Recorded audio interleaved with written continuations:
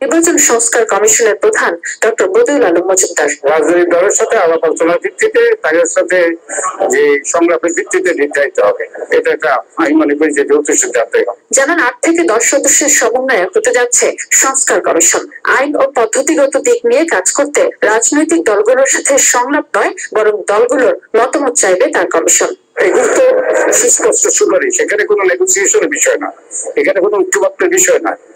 অতএব আমরা তারা যদি আমাদের সবাই যদি আমাদের সুপারিশ দেয়, ওটা আমাদের কাছে রাখবে। আমরা শুধু আশাবাদী নই, আমরা ডিটারমিন্ড, আমরা বদ্ধপরিকর 3 মাস আমরা শেষ করবো। জন্য নাগরিক সুজনের পক্ষ থেকে তত্ত্বাবধায়ক সরকার ব্যবস্থা ফিরিয়ে আনতে সংবিধানের ৫ম সংশোধনী বাতিল ও ১৪ম সংশোধনীর রায় পুনর্বিবেচনার আবেদন করেছেন বদিউল আলম মজুমদার।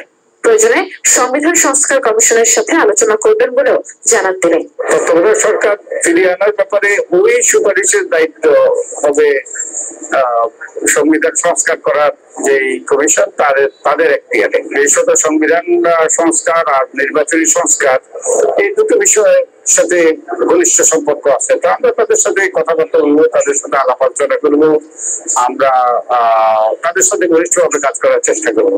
তিনি আরো জানান, সংস্কার কমিশনগুলোর কাজ প্রস্তাব দেয়া, সে প্রস্তাব নিয়ে রাজনৈতিক দলগুলোর সাথে সমঝোতায় বসবে অন্তর্বর্তী সরকার। আমাদের কাজটা হলো একটা টেকনিক্যাল কাজ। আমরা সাদিয়া আফরোজ, এটিএন নিউজ, ঢাকা।